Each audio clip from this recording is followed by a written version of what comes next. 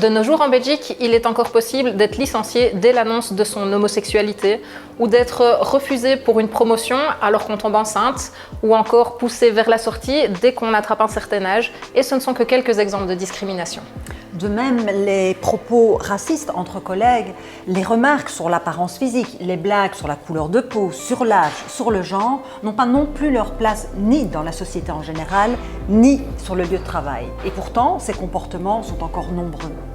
Bonjour à toutes et à tous et bienvenue dans cette opinion CSC consacrée à la gestion de la diversité en entreprise ainsi qu'aux discriminations à l'embauche et sur le lieu de travail. Et pour commencer, un petit point d'histoire. Aujourd'hui, on sait qu'on est encore au niveau des discriminations nourries par toute une série de stéréotypes, de clichés qui ont vraiment imprégné la culture populaire, y compris le monde du travail, le monde médical. Et tous ces clichés, tous ces stéréotypes, ils ont bien sûr une origine et ils s'inscrivent dans une histoire où on a quelque part construit notre rapport à l'autre et la manière dont on perçoit l'autre. Les clichés, les stéréotypes modernes qui nous alimentent encore aujourd'hui, on va dire que l'origine, on va vraiment la situer sur la fin du XVe siècle, au moment des grandes découvertes, le Nouveau Monde, Christophe Colomb et le début petit à petit des premiers empires coloniaux occidentaux. On va ramener en Europe des populations étrangères et exotiques pour les exhiber. On exhibe aussi des personnes qui ont des particularités physiques qui sont différentes, donc des nains, des personnes de grande taille, des personnes qui souffrent d'hypertrichose, donc qui sont couverts de poils. Et ces exhibitions se font dans le cadre privé et avec cette curiosité et cette domination qui n'est pas encore tout à fait assumée.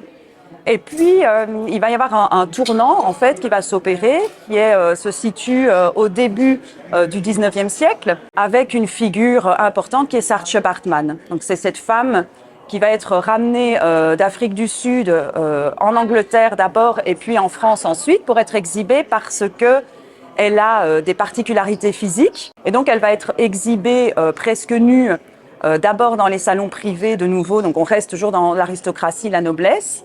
Et le tournant important avec Saartje Baartman, c'est qu'elle va intéresser le monde scientifique. L'exhibition quitte le cercle privé pour s'ouvrir au monde scientifique.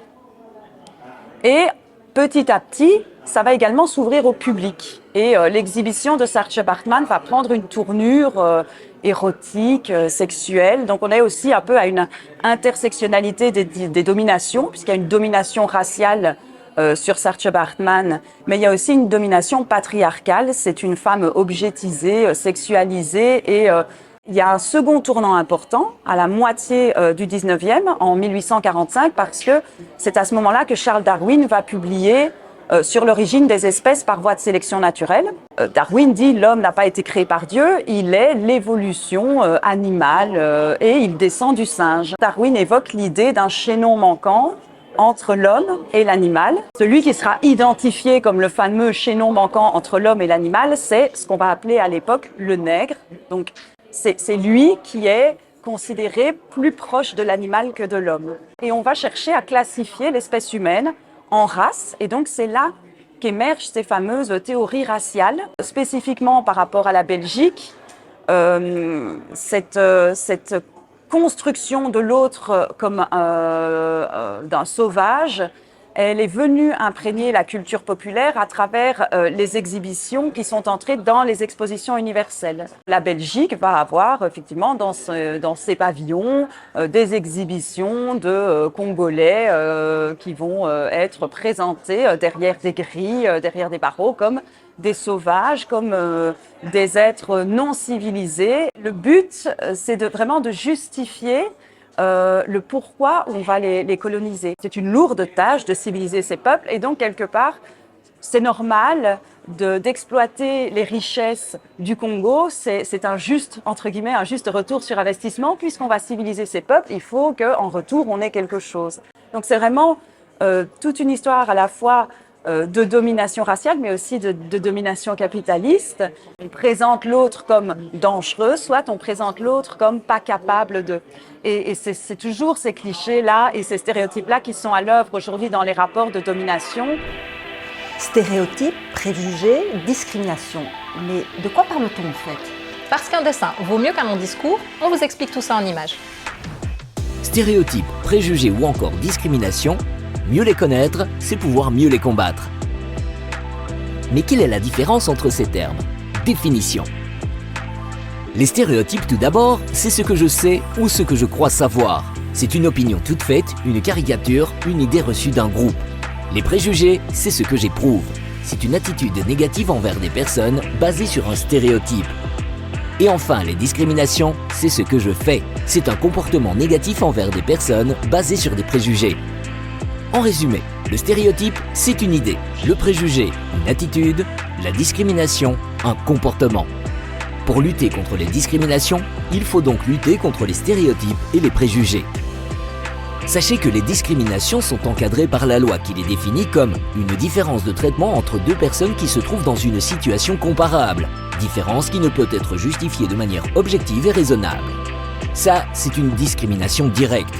Mais la discrimination peut aussi être indirecte, quand une disposition, un critère ou une pratique apparemment neutre a un résultat dommageable pour des personnes. Par exemple, un employeur qui accorde une prime de fin d'année à des travailleurs, mais uniquement au temps plein, qui sont principalement des hommes. Sachez enfin qu'il existe 19 critères protégés par la législation anti-discrimination. La nationalité, la prétendue race, la couleur de peau, l'ascendance, l'origine nationale ou ethnique, l'âge, l'orientation sexuelle, le sexe ou le genre, les convictions religieuses, les convictions philosophiques ou politiques, le handicap, l'état civil, la naissance, l'état de santé actuel ou futur, une caractéristique physique ou génétique, l'origine sociale, la fortune, la langue et enfin la conviction syndicale. Des critères définis par la loi et que la CSC veille à faire respecter grâce à ses équipes syndicales en entreprise, mais également grâce au permanent diversité. Afin de lutter efficacement contre les discriminations, mais aussi de mener des actions concrètes de la gestion de la diversité en entreprise, la CSC a développé une cellule diversité. Quelles sont ses missions? Quels outils propose-t-elle? On vous dit tout ça. Alors on va donner des formations, notamment pour les délégués syndicaux, les militants, mais on s'adresse à un plus large public, comme par exemple les écoles. On mène de nombreuses campagnes de sensibilisation. Une des grosses missions, c'est l'accompagnement des délégués en entreprise.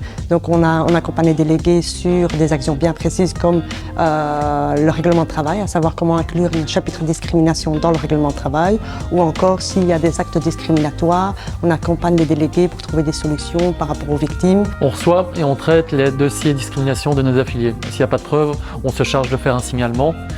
Et bien entendu, on peut aller jusqu'au tribunal avec nos juristes. Et enfin, on crée des outils de formation, d'information ou de sensibilisation. Et ça peut aller de la vidéo sur les réseaux sociaux, en passant par des brochures, des outils innovants. Comme par exemple? Au niveau des outils innovants, on a les valises des migrants. Et donc ça, c'est vraiment 5 parcours de migrants qui expliquent leur vécu de manière très poignante. Et c'est vraiment un outil qui fonctionne bien avec les délégués ou avec un plus large public. Parce que c'est fou, mais ils vont jamais ressortir avec leurs préjugés totalement intacts. C'est toujours quelque chose qui aura bougé. Et du coup, vous avez créé des brochures? Effectivement, par exemple, on a créé un argumentaire pour lutter contre les discriminations à l'embauche. On a aussi donc une brochure concernant les droits des travailleurs LGBT à destination des délégués. On a créé plusieurs brochures, dont une qui est comment gérer la diversité convictionnelle en entreprise, pour permettre aussi aux délégués d'avoir un cadre de négociation et qui permet aussi d'arriver à des solutions négociées et collectives. On a créé notamment un argumentaire pour déconstruire les préjugés qu'on peut avoir sur les personnes sans papier, les migrants, et ils sont malheureusement très nombreux. Et enfin, on a créé des fiches à destination des délégués en matière de diversité et de discrimination au travail. Donc tout s'y retrouve. Et on a aussi mis en place des formations pour qu'ils puissent s'emparer de ces fiches et donc de cet outil et devenir des experts en matière de diversité et discrimination au travail. Si on veut se procurer tous vos outils, on fait comment? Alors soit on va voir le permanent central du secteur qu'on a, ou bien alors on vient directement vers notre service, la cellule diversité, on est là. On vient de le voir, une des missions de la cellule diversité de la CSC est de venir en aide aux victimes de discrimination. Et chaque semaine, les permanents diversité recueillent de nombreuses plaintes. Celles qui reviennent le plus fréquemment concernent 5 critères sur les 19 protégés par la loi antidiscrimination. Voyons lesquels. Un des critères les plus qu'on retrouve très fréquemment, c'est du racisme, malheureusement des discriminations sur base de ta couleur de peau, de ton origine, de ta nationalité. Ça, j'en ai quelques-uns. Et un critère qui ne fait que monter et où on est susceptible aussi de tous se retrouver, discrimination sur base du handicap et de l'état de santé. ça des travailleurs à partir du moment où ils sont un peu trop souvent malades, on essaye de trouver une solution pour le mettre sur le côté, le licencier, ou par exemple on refuse des aménagements raisonnables. Un autre critère qu'on retrouve aussi, c'est les discriminations sur base de l'âge, assez sous-évaluées parce qu'on se dit ok c'est normal, à partir d'un certain âge on va pas trouver, je prends pas des travailleurs d'un certain âge parce que trop vieux, ils se mettront en incapacité de travail, ils maîtrisent pas de la technologie, toute une série de clichés qu'on a. Et alors donc on a toute une série de personnes qui malheureusement ne retrouvent pas sur le marché du travail, ou alors ce que j'observe c'est qu'on les met sur une voie de garage pour les pousser au licenciement, ou encore on attend la première faute et paf on les licencie. Un critère aussi qui revient, c'est la discrimination sur base du sexe. Et ça, malheureusement, on la retrouve fréquemment et particulièrement appel à toutes les femmes enceintes. On ne peut pas vous discriminer sur cette base parce que ça, c'est quelque chose d'interdit. Des entreprises qui refusent d'engager des jeunes femmes parce qu'elles sont trop susceptibles, ça va demander de l'organisation, etc. Et ça, malheureusement, ça se fait quotidiennement. Et il y a même des femmes qui se disent « Ok, c'est normal, ça fait partie du job ». Non, ce n'est pas normal. Elles sont nombreuses à en faire la douloureuse expérience. Régulièrement, des femmes sont victimes de discrimination en raison de leur grossesse. Heureuses d'attendre un enfant, elles n'ont qu'une hâte, c'est de faire passer la nouvelle. Mais attention à le faire dans les formes. Régulièrement, nous on constate qu'il y a des discriminations à l'égard des travailleuses enceintes, qui bien souvent, en fait, par bonne volonté, veulent annoncer la bonne nouvelle à leur employeur sans avoir envoyé un recommandé pour annoncer leur grossesse. Et donc, ce qui se passe, c'est qu'elles sont souvent licenciées sans autre forme de procès. Et ce qui pose problème, c'est surtout pour les jeunes travailleuses qui ont peu d'ancienneté dans l'entreprise, parce que le préavis est tellement court que c'est malheureusement une facilité pour l'employeur qui ne veut pas ou qui juge que la grossesse va désorganiser le travail. La protection contre le licenciement des femmes enceintes dans le cadre du monde du travail a été renforcée, mais n'est toujours pas idéale. Et donc moi, j'avais envie de recommander à toutes les travailleuses qui sont enceintes et qui ont envie de donner la bonne nouvelle à leur employeur, d'abord d'envoyer un recommandé pour annoncer la grossesse. Ainsi, on peut prouver facilement que le licenciement éventuel est dû à l'annonce de la grossesse. Sinon, on ne peut quasiment rien faire, hein, pas de preuve, pas de droit. Et souvent, ces femmes sont licenciées sans pouvoir avoir d'autres cours. Les propos et actes racistes ou homophobes sont encore toujours présents dans le monde du travail. Délégués et permanents CSC nous ont rapporté quelques exemples. Les voici. Donc moi, en tout cas, il y a une situation qui me marque et qui est toujours là au fond de moi. C'est le jour où un travailleur est venu me voir en tant que délégué et qui voulait signaler ce qu'il vivait au quotidien au sein de son service. Cette personne est de couleur noire, qui travaille depuis 15 ans dans la commune et qui m'a expliqué qu'il recevait continuellement de l'harcèlement, des remarques négatives. Il appelait ça comme ça. Mais pour moi, c'était des actes racistes. Et je m'explique, c'est qu'à un moment où il en a eu vraiment assez, c'était le jour où il a eu son premier enfant. Il était très content de l'exposer à ses collègues. Et à la suite de ça, il a reçu des remarques négatives autour du café en disant voilà, il y a encore un nouveau caca qui est né. Et moi, cette phrase, elle reste imprégnée dans ma tête. Je me dis, comment on peut rigoler alors que la personne vient annoncer une naissance et de l'autre côté, on lui renvoie ça sous forme de blague, colico. Mais en tout cas, c'est des paroles racistes. Je suis le délégué principal dans une entreprise de gardiennage. Et à ce niveau-là, j'ai été contacté par un de mes affiliés. Il était affecté sur un nouveau site, en l'occurrence une galerie commerciale, dans laquelle il a dû suivre une formation. On travaille sur un système de parrainage et donc un ancien a été désigné pour le former. Et il lui a donné cette formation, mais d'une manière assez sommaire par rapport à d'habitude, à tel point que c'est le chef de poste même qui a dû compléter cette formation. Quelques jours plus tard, ils se sont retrouvés dans leur loge entre gardes et cet ancien-là s'est permis de faire une réflexion qui disait tiens, c'est une bonne chose d'avoir un étranger dans l'équipe, surtout un noir. Je tiens à préciser que notre affilié est d'origine camerounaise. Et de ce jour-là, il y a eu des petits faits qui s'accumulaient au fur et à mesure des jours. Par exemple, pour dire bonjour, cet ancien-là fait la bise à tout le monde, mais avec notre affilié, il lui serre la main. Entre-temps, d'autres agents sont arrivés sur le site et eux, ils leur faisaient la bise. Il évitait toujours de se retrouver seul avec lui.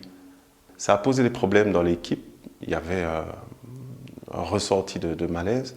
Et notre affilié, pour travailler dans un espace beaucoup plus sain, a demandé à quitter le site. Il a été affecté à un autre endroit. J'avais d'autres faits beaucoup plus marquants en termes de discrimination, autant dans le genre que dans l'orientation sexuelle. Mais ce point-là, cette histoire, m'intéressait vraiment pour ces petites discriminations anodines, habituelles, qui pour certains n'est rien de grave, mais qui pour ceux qui la vivent est comme une petite tumeur qui ronge au quotidien. Le cas qui m'a le plus marqué peut-être ces derniers temps, c'était dans une industrie, dans une usine, où des travailleurs ont tenu des propos extrêmement violents et homophobes à l'encontre d'un travailleur. Ce qui était très positif, c'est que l'employeur était fortement sensibilisé à cette thématique et est intervenu directement et personnellement, et a directement aussi communiqué les valeurs de l'entreprise, quelles sont les limites qu'on ne peut pas dépasser et les éventuelles sanctions. Ce qui nous a permis, en tant que syndicalistes, de pouvoir faire un travail au niveau du comité de protection pour le travail. On a pu discuter de quelles mesures pouvaient être prises pour prévenir ces comportements. Le travailleur a pu continuer son travail dans de bonnes conditions et aujourd'hui, on constate qu'il n'y a plus de discrimination, en tout cas des propos homophobes au sein de cette entreprise. Quel rôle concret joue la délégation syndicale dans ce genre de situation ? Au niveau du comité de protection du travail, on analyse d'abord la situation, on décortique comment est-ce possible, qui est responsable du personnel et on sensibilise le personnel. Donc c'était une formation à la discrimination. Ensuite, l'employeur a voulu aller beaucoup plus loin et a demandé à une entreprise extérieure de pouvoir récolter de manière anonyme tous les faits de discrimination, qu'ils soient sexistes, homophobes ou autres, islamophobes par exemple. Et alors cette entreprise externe compile les comportements, donne une analyse et alors revient au CPPT pour pouvoir prendre des mesures très concrètes. Ici, il ne s'agit pas de déterminer qui est l'auteur des faits, mais de récolter l'ensemble des faits et pouvoir prendre des mesures plus structurelles. Après, il y a des procédures, et on a mis en place des procédures avec le CPPT pour dénoncer des faits individuels. Comment les sanctionner? C'est-à-dire qu'une personne dénonce, elle est identifiée et l'auteur est identifié. Et dans ces cas-là, alors, il y a un échange au CPPT pour voir comment on peut aller et quelles sont les sanctions les plus adéquates. Quand les victimes de discrimination se présentent à la cellule diversité de la CSC, comment ça se passe?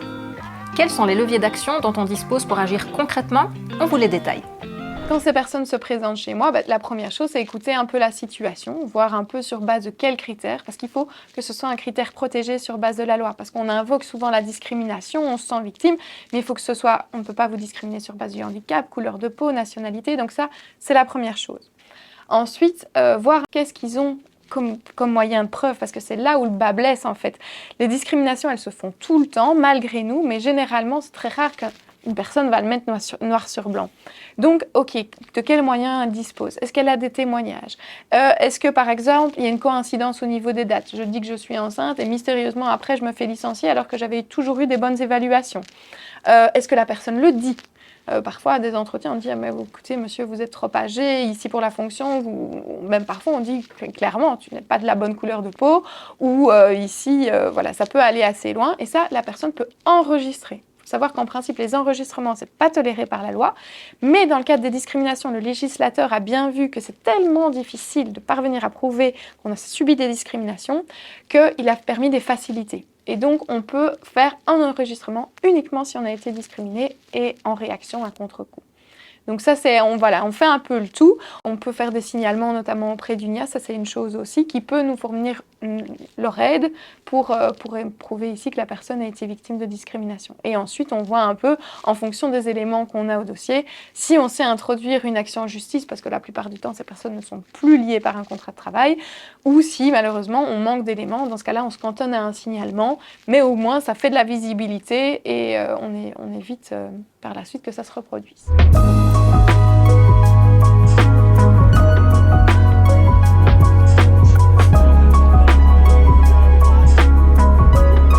Voici un an, la cellule diversité de la CSC a lancé la campagne « Entreprises sans racisme ».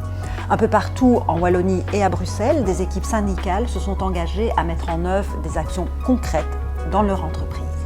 Certaines ont mené des actions de sensibilisation, d'autres ont installé des boîtes à idées, mené des enquêtes ou toute autre alternative.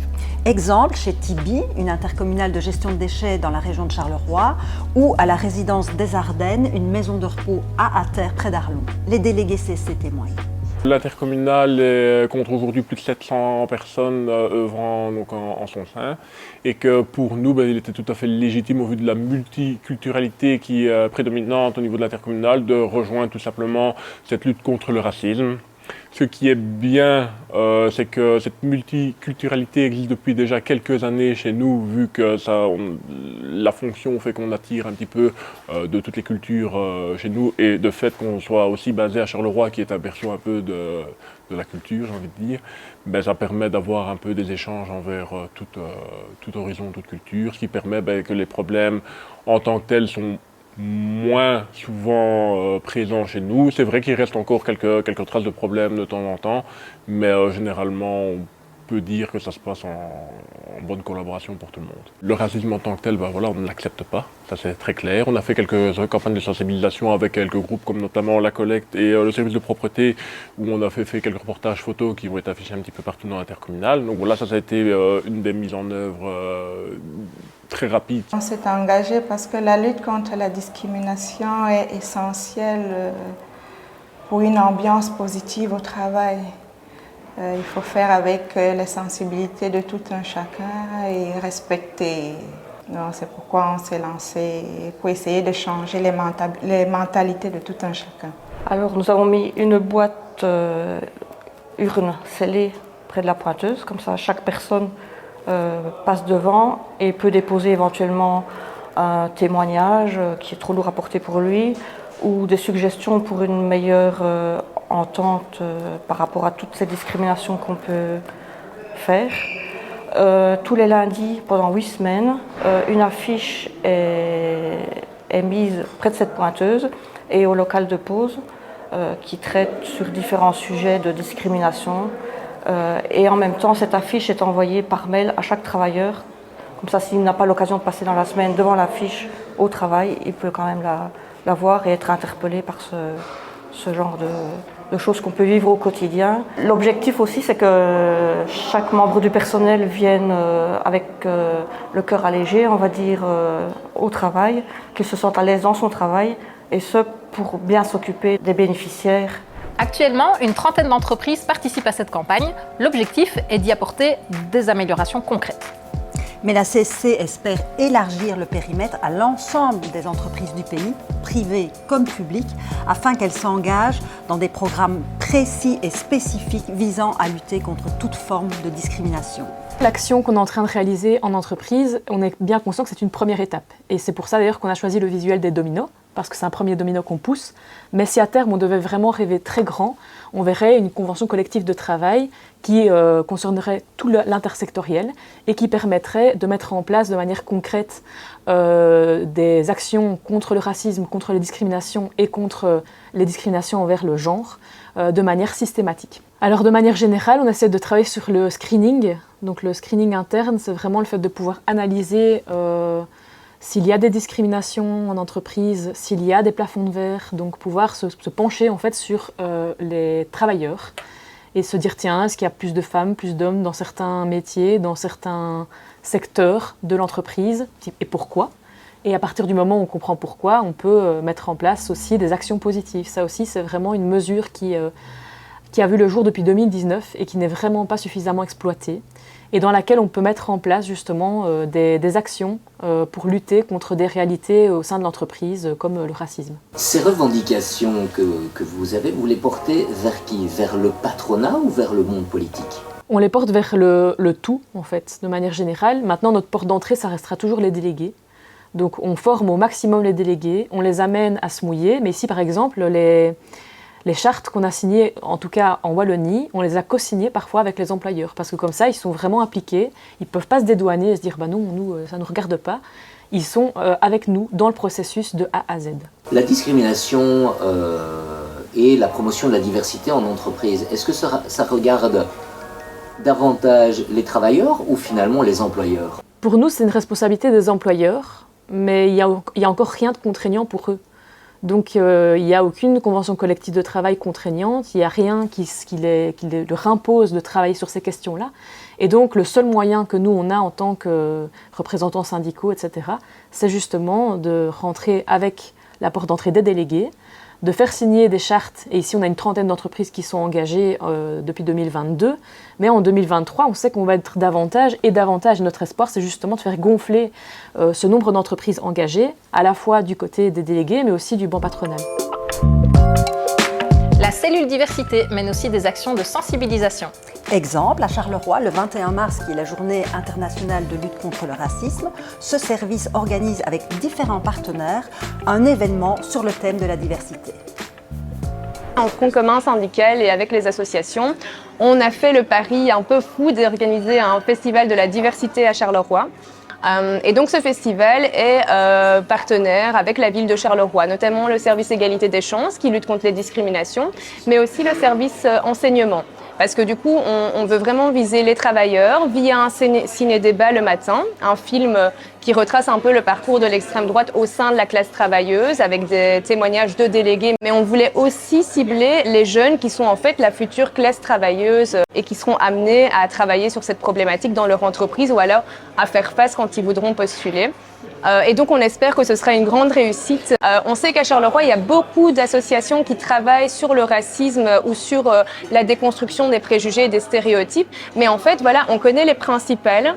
Mais il y a des petites associations qui travaillent et qu'on n'arrive pas à mettre ensemble. Et donc c'était vraiment l'occasion de se dire, ok, montrons à la société civile Carolo, qu'est-ce qui est fait à Charleroi, comment est-ce que la diversité est présente sur le territoire, plutôt que d'arriver tout le temps avec des discours moralisateurs de être raciste c'est mal, montrons concrètement sur le terrain à quoi ça ressemble une ville diverse.